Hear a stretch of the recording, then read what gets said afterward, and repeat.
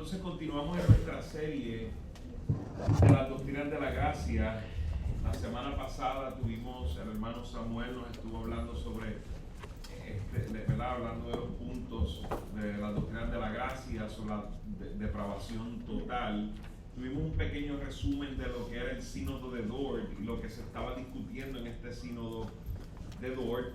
Sabemos que estos puntos que se conocen famosamente como los puntos del calvinismo, lo cual soy cuidadoso en utilizar esa expresión por el hecho de que realmente son los puntos de la Biblia, no son los puntos de Calvino. Calvino y los reformadores los organizaron, pero obviamente tampoco vamos a ponernos complicados para saber, ¿verdad? El tema que estamos hablando, pues se menciona esa frase de los puntos del calvinismo, el famoso tulip, ¿verdad? O sea, ya vimos uno de los pétalos, la depravación total. Ahora vamos a ver este segundo pétalo, la elección incondicional. Sabemos que estos puntos fueron establecidos para defender la doctrina bíblica ante lo que conocemos y se discutió la semana pasada sobre esta escuela que llamamos la escuela arminiana. Lamentablemente los estudiantes de Arminio empezaron a tomar y estudiar unas doctrinas que ya habían sido definidas y empezaron a redefinir, y estos puntos contestan precisamente lo que esta escuela de pensamiento trajo, y si vemos son paralelos. Por ejemplo, en el punto de la depravación total, pues los arminianos establecían que era la depravación es parcial. Hoy veremos, por ejemplo, la elección incondicional.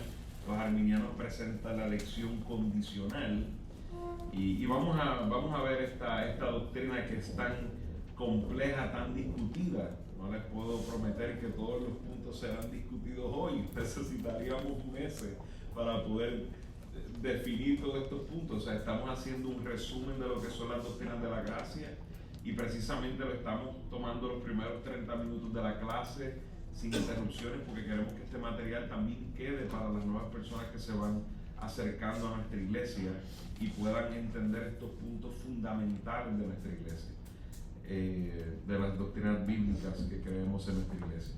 Y voy a empezar con unos comentarios de los opositores a la elección incondicional. Los tiene ahí en su guía. Los incluí ahí porque son normalmente los temas que cuando tenemos discusiones con algunas personas, son los temas y los puntos que traen.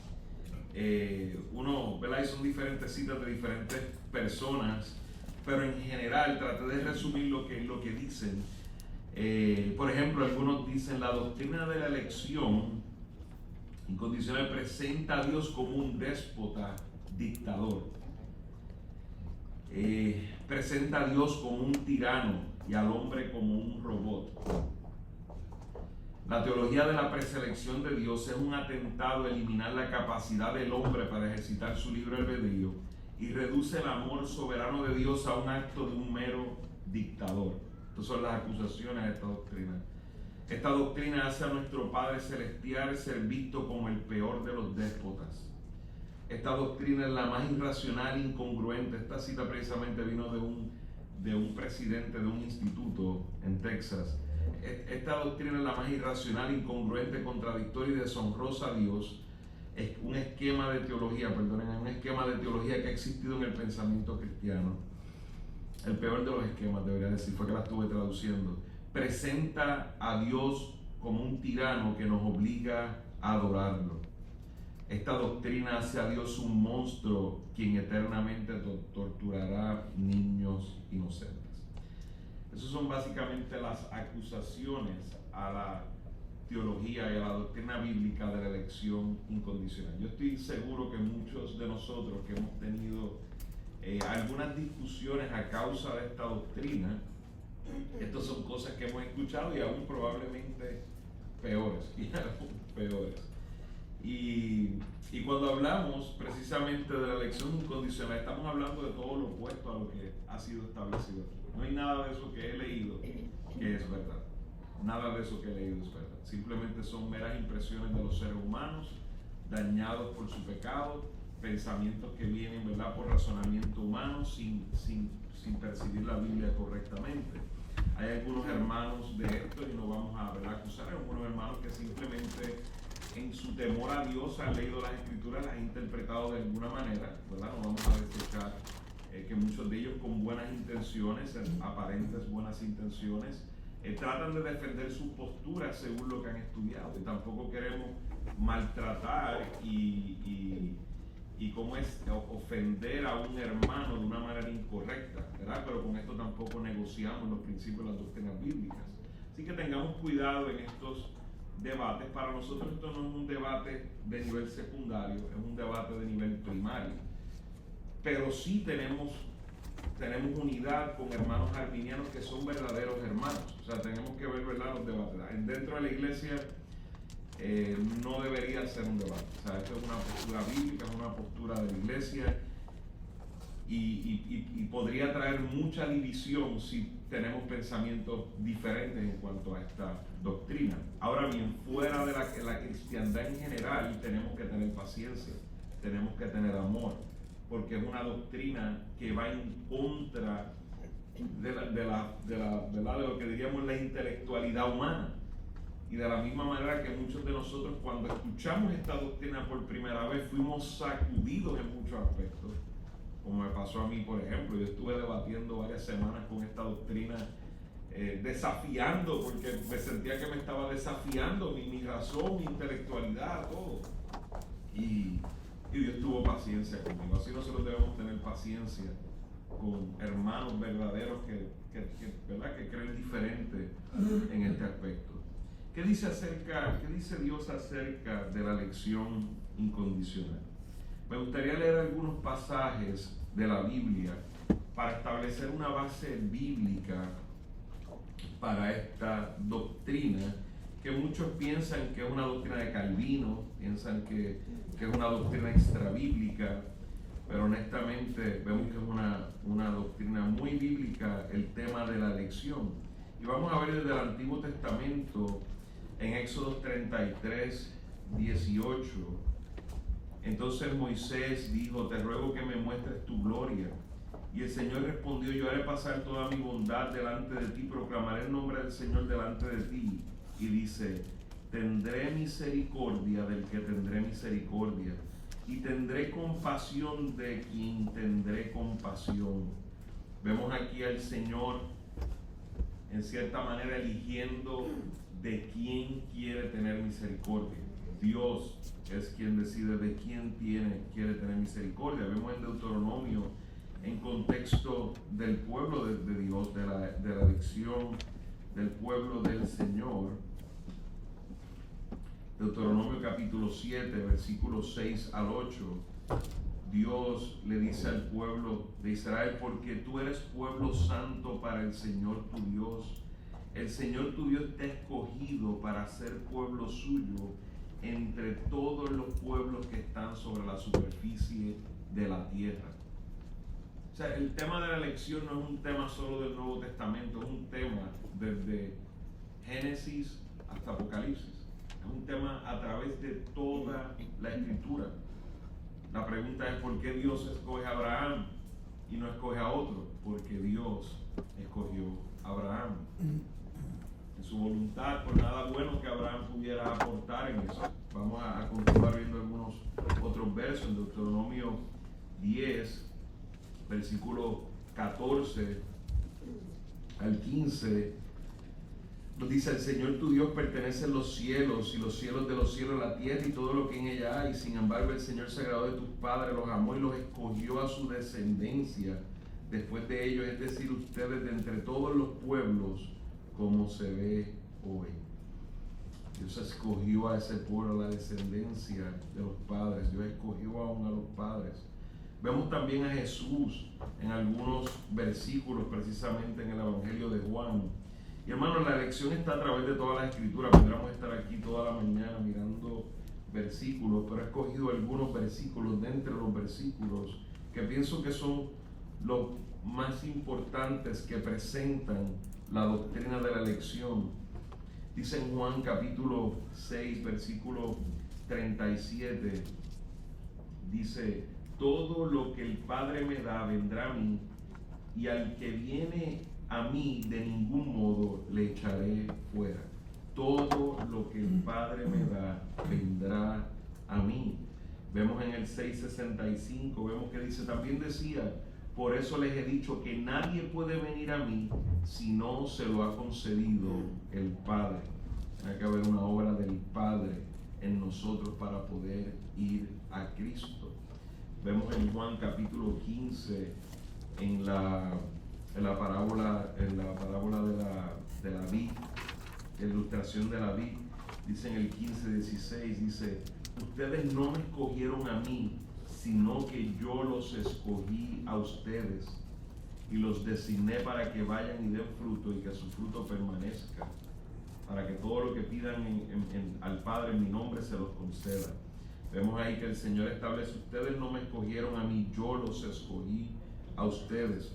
Vemos en el versículo 19, dice, si ustedes fueran del mundo, el mundo amaría lo suyo, pero como no son del mundo, sino que yo los escogí de entre el mundo, por eso el mundo los odia.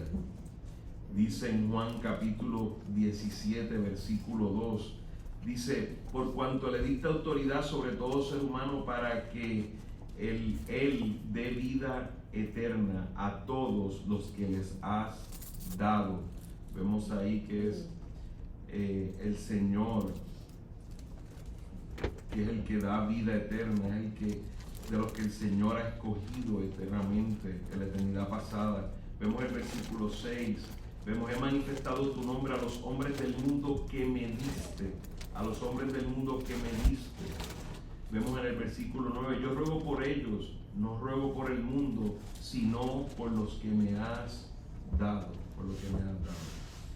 En Efesios, vamos a leer en Efesios, vamos a entrar un poquito más profundo en Efesios capítulo 1 y aún en Romanos capítulo 8. Me gustaría que fuéramos a Colosenses capítulo 3, versículo 12.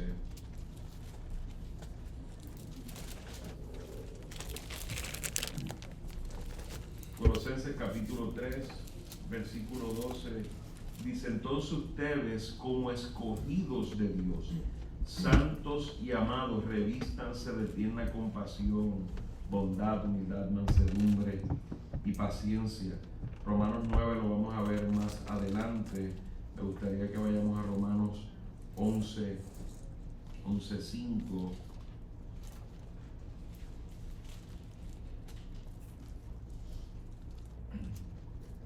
En Romanos 11:5 nos dice, de la misma manera, también ha quedado en el tiempo presente un remanente conforme a la elección de la gracia de Dios.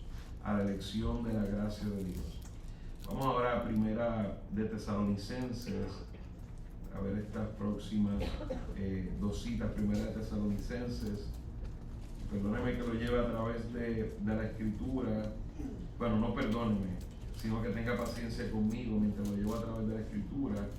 Es que es necesario que leamos lo que dice la Escritura, porque de eso se trata esta doctrina, de lo que es bíblico. Primera de Tesalonicenses capítulo 1, versículo 3 al 4 dice, siempre tenemos que dar gracias a Dios por ustedes, hermanos, como es justo, porque su fe aumenta grandemente y el amor de cada uno de ustedes hacia los demás abunda más y más, por lo cual nosotros mismos hablamos con orgullo de ustedes entre las iglesias de Dios, por su perseverancia y fe en medio de todas las aflicciones que soportan. Esta es una señal evidente del justo juicio de Dios, para que sean considerados dignos del reino de Dios por el cual es verdad que están sufriendo. Vemos ahí, perdónenme, creo que aumenta grandemente hacia los demás uno, por lo cual nosotros mismos hablamos. El versículo 4, por lo cual nosotros mismos hablamos por medio de ustedes entre la iglesia de Dios por su perseverancia y fe en medio de todas las persecuciones y aflicciones que soporta. La verdad es que la reina, su elección de vosotros, habla de la elección, pero la traducción no se puede apreciar, pero también habla de la elección de ellos. En segunda, es que estoy leyendo segunda de Tesalonicenses. Perdónenme, primera de Tesalonicenses. Si hay algo mal, yo reí. teniendo presente sin cesar delante de vuestro Dios y Padre su obra de fe, su trabajo de amor y la firmeza de su esperanza en nuestro Señor Jesucristo.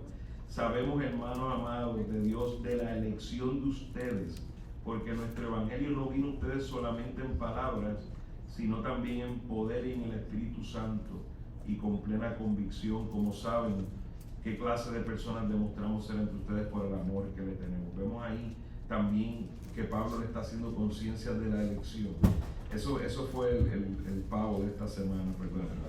Segunda de Tesalonicenses. Ahora sí, segunda de Tesalonicenses, capítulo 2, versículo 13 al 14, nos dice: pero nosotros siempre tenemos que dar gracias a Dios por ustedes, hermanos amados, por el Señor, porque Dios los ha escogido desde el principio para salvación mediante la santificación por el Espíritu y la fe en la verdad. Vemos también el apóstol Pedro hablando acerca de la elección. O sea que algunos dicen, no, esto es un tema solo de Pablo, pero no es un tema solo de Pablo, es un tema de toda la palabra del Señor. Dice en primera de Pedro, capítulo 1, versículo 1 y 2, Pedro, apóstol de Jesucristo, a los expatriados de la dispersión en el Ponto, Galacia, Capadocia, Asia y Bitinia, elegidos según el previo conocimiento de Dios Padre, elegidos según el previo conocimiento de Dios Padre. Dice en segunda de Pedro, versículo 1 y 10, dice: así que, hermanos, sean cada vez más diligentes para hacer firme su llamado y elección de parte de Dios, y elección de parte de Dios. En el libro de Hechos también hay varias, pero voy a leer la del 13:48. Vemos también en el versículo 48 del capítulo 13, dice: oyendo estos, los gentiles se regocijaban y glorificaban la palabra del Señor, y creyeron cuantos estaban ordenados a vida eterna. Y creyeron cuantos estaban ordenados a vida eterna. Ahora me gustaría que vayan a Efesios conmigo, en Efesios. Como les dije, estaba dándole alguna base bíblica para el tema que tenemos hoy, para que supiéramos que no es un tema de un solo versículo bíblico, no es un tema, no es una doctrina que está cimentada en un solo autor, no la vemos a través de la elección, la vemos desde el Antiguo Testamento, como he dicho, en toda la Biblia, y la hemos visto a través de varios de los autores humanos.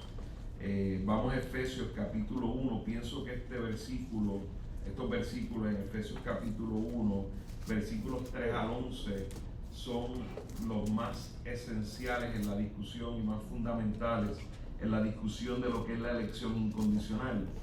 Vemos ahí en Efesios capítulo 1, versículo 3, dice: bendito sea el Dios y Padre de nuestro Señor Jesucristo, que nos ha bendecido con toda bendición espiritual en los lugares celestiales en Cristo, porque Dios nos escogió en Cristo antes de la fundación del mundo, para que fuéramos santos y sin mancha delante de Él.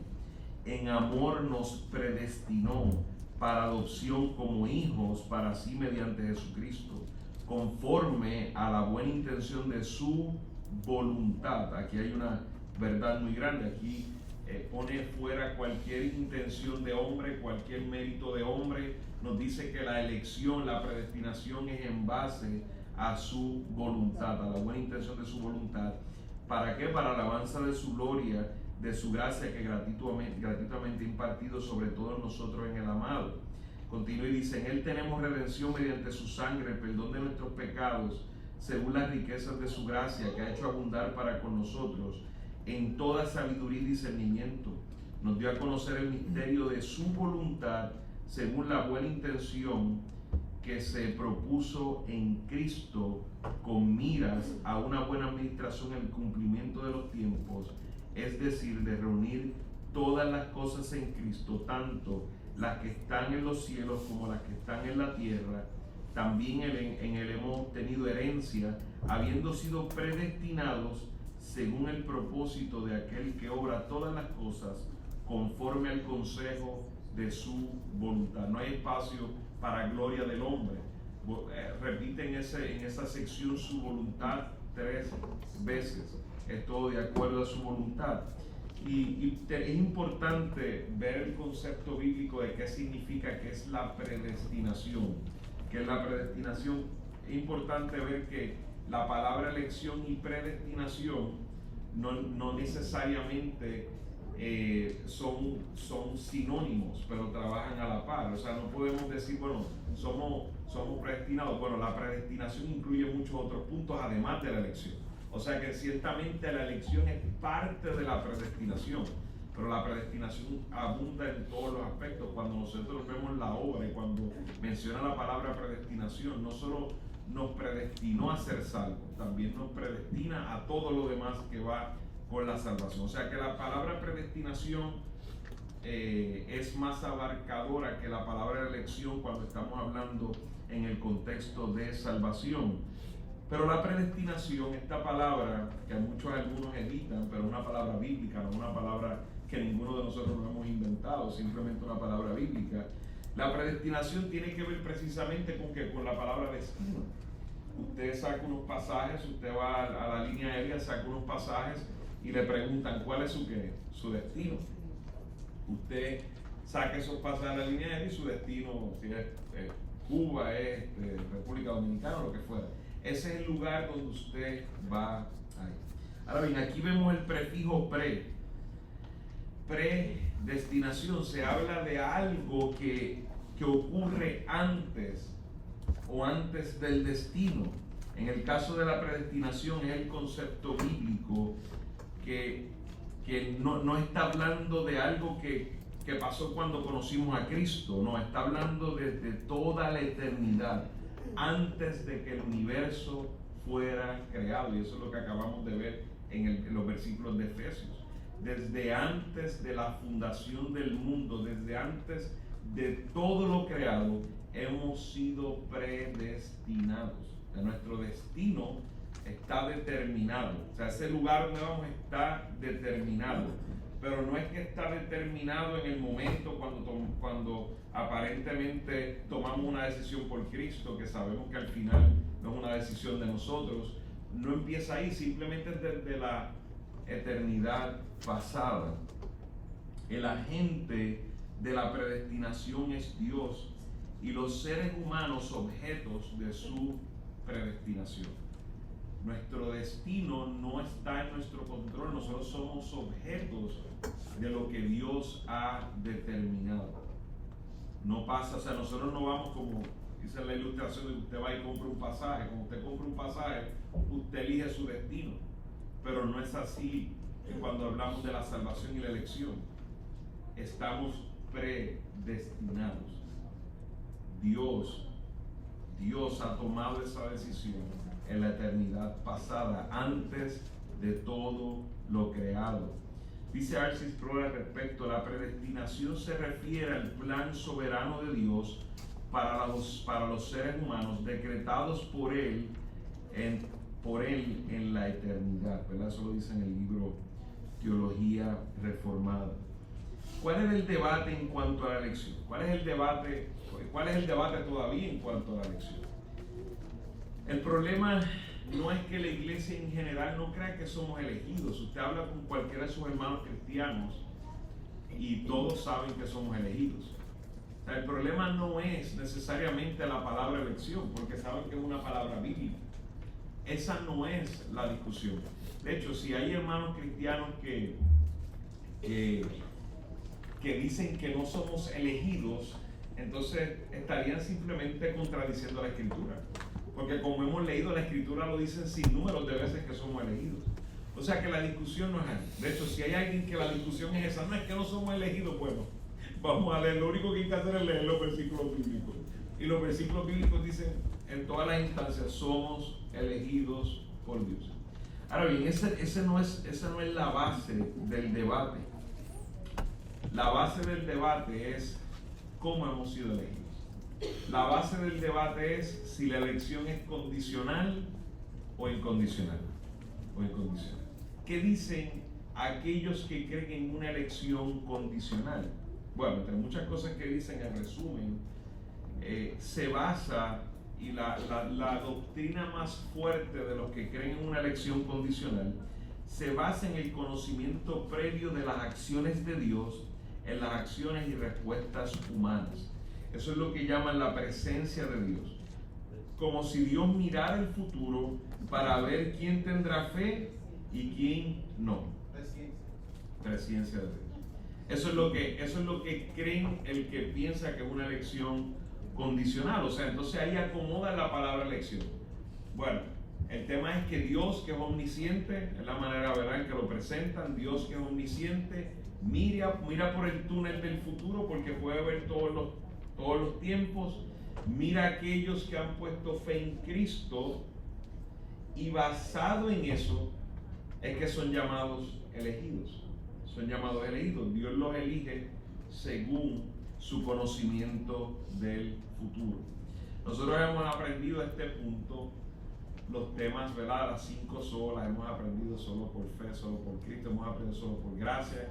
Hemos visto que claramente que la Biblia establece que la salvación no es por obras. O sea, que el hecho de que Dios te haya escogido porque tú tuviste fe, en cierta manera, entonces estarías diciendo que eres salvo por la obra de haber escogido al Señor y de haber puesto fe. O sea que habría muchas cosas que habría que discutir si esa fuera la postura, habría muchas cosas que discutir. De hecho, el versículo favorito para defender esta postura es Romanos 8, 29, 30. Qué interesante, que es uno de los versículos también favoritos para nosotros defender la postura de la predestinación. Pero miremos un momento Romanos 8, 29, 30.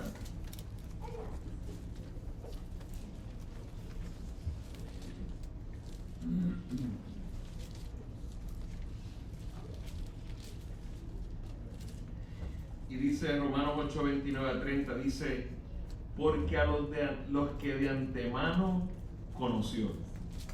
Y aquí se detienen en este versículo. Porque a los que de antemano conoció.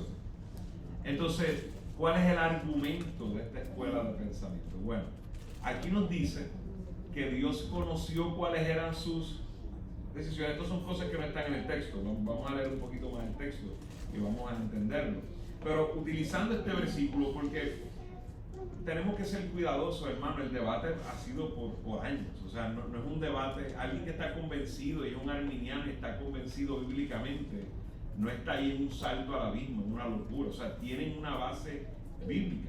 Nosotros entendemos mal interpretada, pero tampoco los podemos tratar como tontos o ignorantes. O tenemos que ser cuidadosos. Hay unas bases bíblicas. Si fuera tan tonto, la discusión se hubiese acabado hace mucho tiempo. Pero no, la discusión no se ha acabado, continúa la discusión. O sea que tenemos que ser cuidadosos en no ¿verdad?, atender a nuestros hermanos tratándolos como ignorantes. Habrá algunos que son ignorantes, hay unos que son muy ignorantes, pero hay muchos que son educados. Y básicamente ellos toman estos versículos y entonces miran y presentan el orden. Fíjense, aquí ellos presentan el orden, porque a los que de antemano conoció, también los predestinó. Entonces utilizan el orden de la oración para decir, bueno, los conoció cuál iba a ser que iban a tener fe, y por esto los predestina. Pero bueno, es que miren a lo que los predestina a ser hechos conforme a la imagen de su Hijo, para que Él sea el primogénito entre muchos hermanos. Y miren lo que dice: a los que predestinó, a esos también llamó. Entonces aquí es donde se cae toda la teología de ellos. O sea, si lo dejamos hasta ahí, pudiéramos, y tampoco, porque aún viendo los verbos pudiéramos tener buenas discusiones. Pero cuando vemos y describe a esos que predestinó, los llamó, aquí estamos hablando de un llamamiento eficaz. Aquí no hay espacio para un llamamiento general, es un llamamiento eficaz, porque miren lo que dice luego: a los que llamó, a esos también justificó.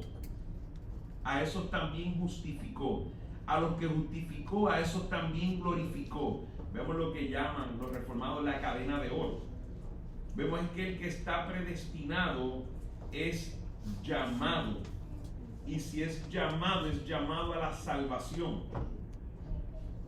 no va a depender de si escogió o no, es un llamado eficaz a la salvación. Entonces, lo que llama el reformado la cadena de oro, a lo que llamó a eso también justificó, a lo justificó, a eso también glorificó. O sea que la predestinación de lo que trata es que Dios predestinó y por eso son llamados, por eso son justificados, por eso son glorificados. O sea que no hay espacio para decisiones de hombre, no hay manera. De hecho, si no hay predestinación, no hay llamamiento.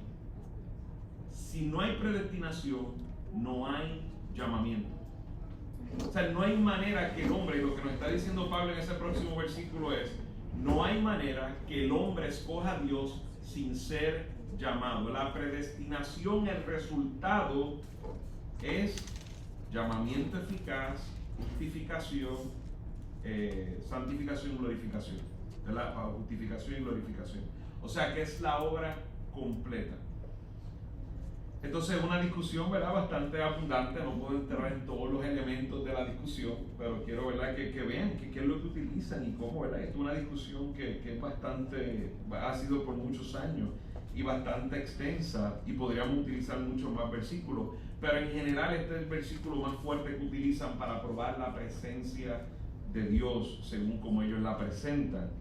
Los arminianos y los semipelagianos basan su visión de la elección en el que quiere y no en la gracia soberana de Dios. Ellos, igual que los pelagianistas, semipelagianistas, establecen que el hombre tiene la capacidad de decidir por Dios. Que el hombre tiene la capacidad de decidir por Dios.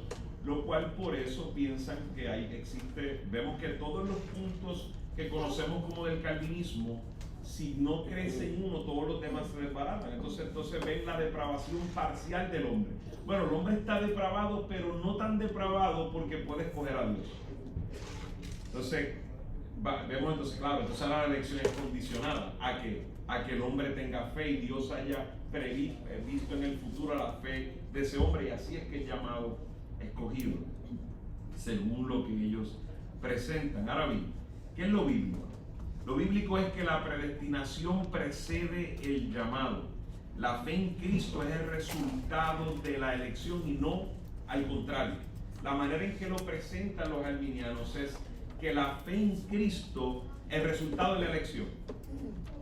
Pero es opuesto, y cada vez que vemos los versículos bíblicos lo que nos presenta es que la fe es el resultado de la elección de Dios y no al contrario. La fe no hay manera, la fe es el resultado de la elección de Dios. Los motivos de nuestra elección no son... perdóname, estoy escribiendo muy rápido, tengo que...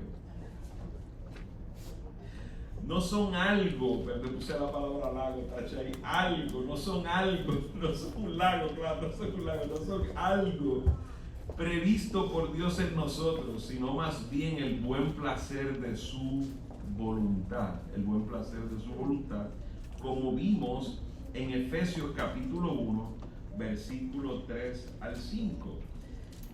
Ahora bien, yo pienso que Efesios 1, capítulo 1, versículo 3 en adelante al 11 están muy claros, pero si todavía necesitamos un poco más, ¿verdad? Yo creo que Romanos 9 es estos otros versículos, este otro capítulo que es imposible batallar con él. Quisiéramos que fuéramos todos a Romanos 9, capítulo 9, porque es interesante que cuando ellos utilizan precisamente Romanos y utilizan estos versículos en Romanos, lo próximo que viene es Romanos 9, o sea, y se quedan hasta ahí ante ese versículo, pero no van a Romanos 9.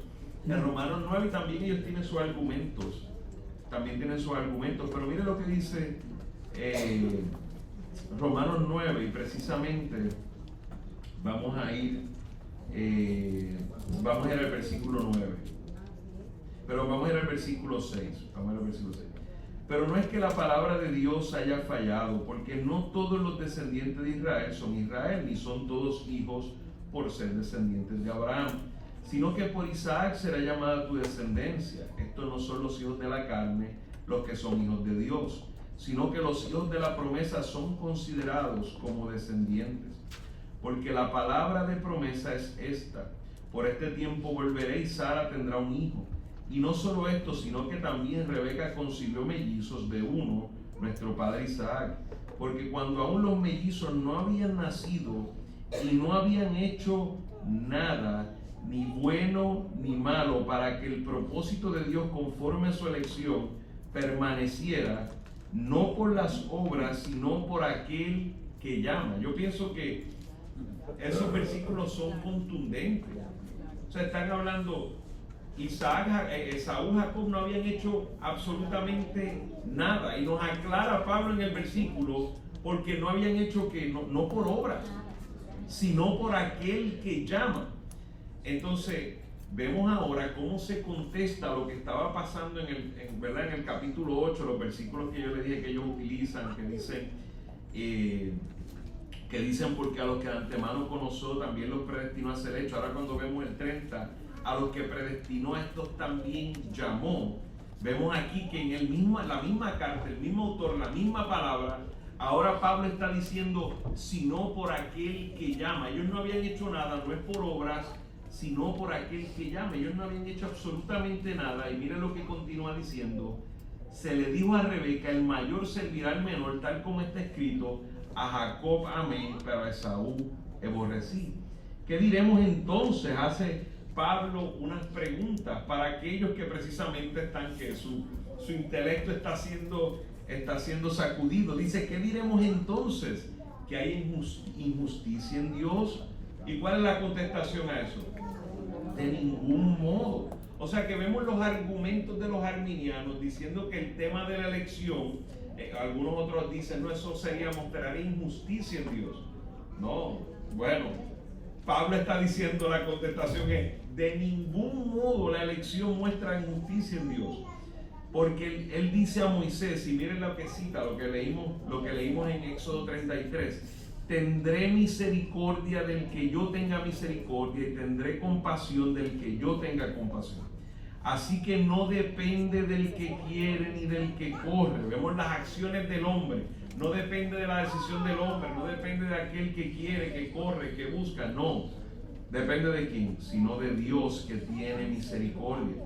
Porque la Escritura dice a Faraón, para esto mismo te he levantado, para demostrar mi poder en ti y para que mi nombre sea proclamado por toda la tierra. Así que Dios tiene misericordia del que quiere, y al que quiere endurece. Me dirás entonces, ¿por qué pues todavía reprocha a Dios?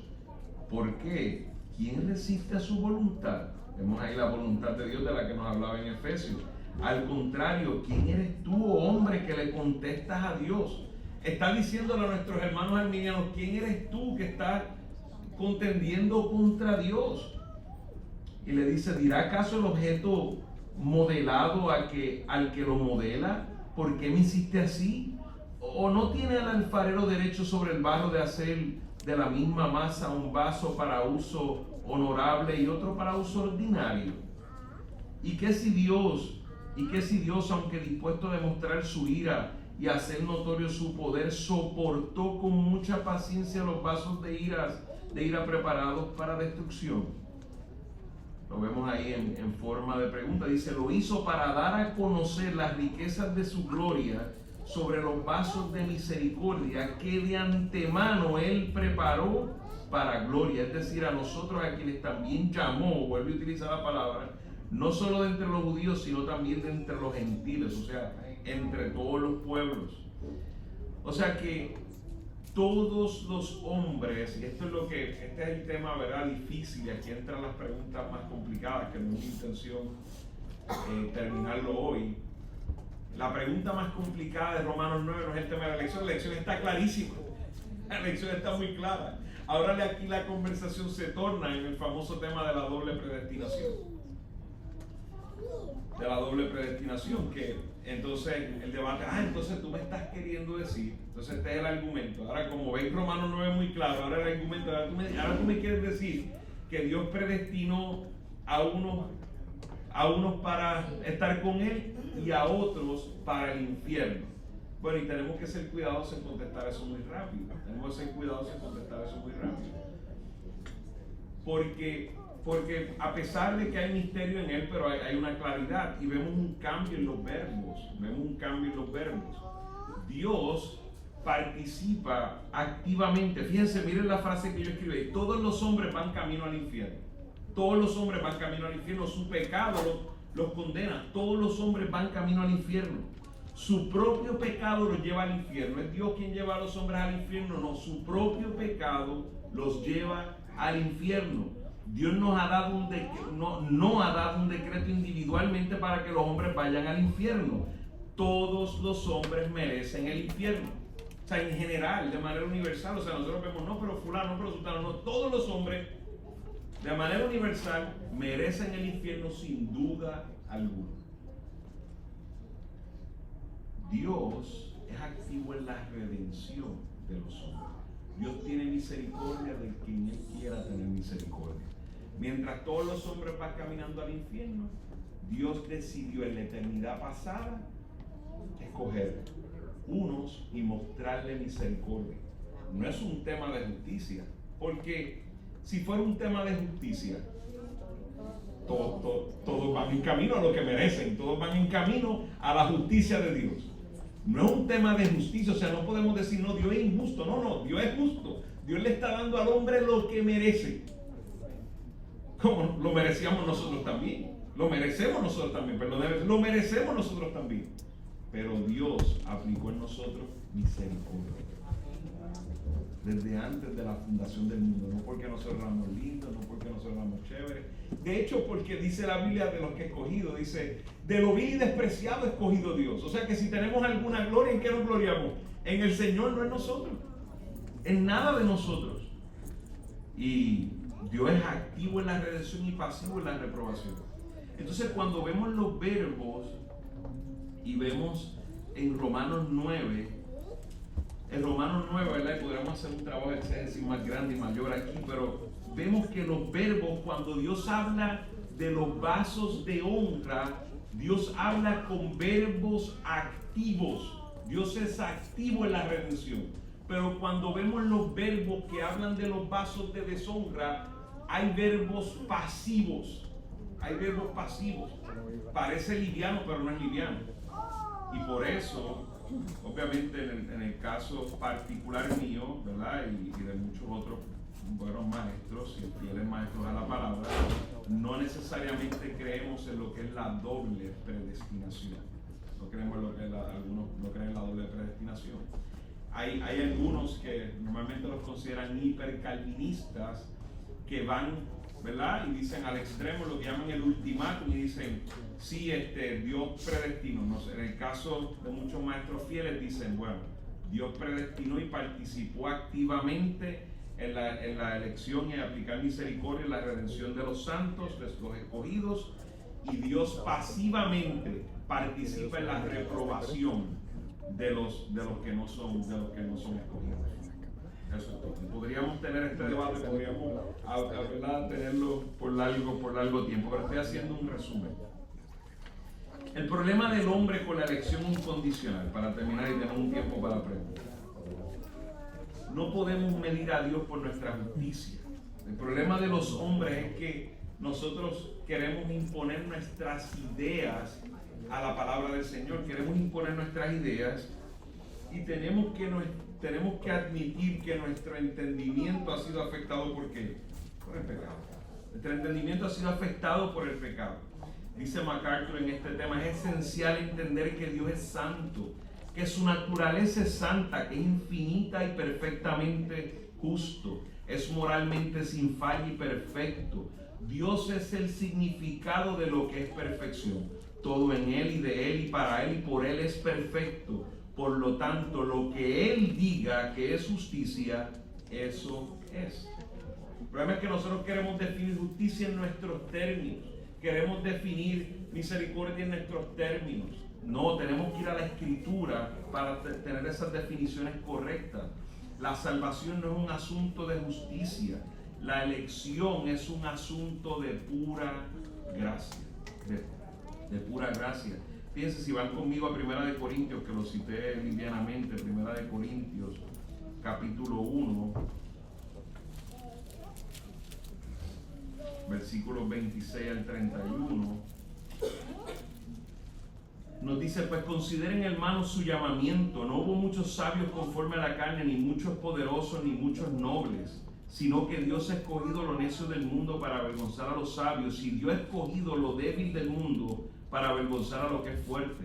También nos ha escogido a lo vil y despreciado del mundo, lo que no es, para anular lo que es, para que nadie se jacte delante de Dios. Pero por obra suya están ustedes en Cristo Jesús, el cual se hizo para nosotros sabiduría de Dios y justificación, santificación y redención, para tal como está escrito, el que se gloríe en el Señor. No podemos luchar con la doctrina de la elección intelectualmente, sino que debemos acercarnos a la Escritura y estudiar qué revela la Escritura acerca de esta doctrina. No debemos desechar esta doctrina desde nuestras mentes corruptas por el pecado. Y hermanos, como he mencionado, la Biblia desde el principio se trata de la elección. Dios escogió a Abraham, Dios escogió a Israel, su pueblo. Dios ha escogido en su iglesia. Nos habla en Mateo 24 que aún la tribulación será resistida por quien, por los escogidos del Señor. ¿Quiénes estarán con Cristo? Los que han escogido desde antes de la fundación del mundo. Así que, hermanos, ante ustedes, el segundo punto del famoso tulip, el segundo pétalo, la elección incondicional. Me gustaría escuchar si hay preguntas.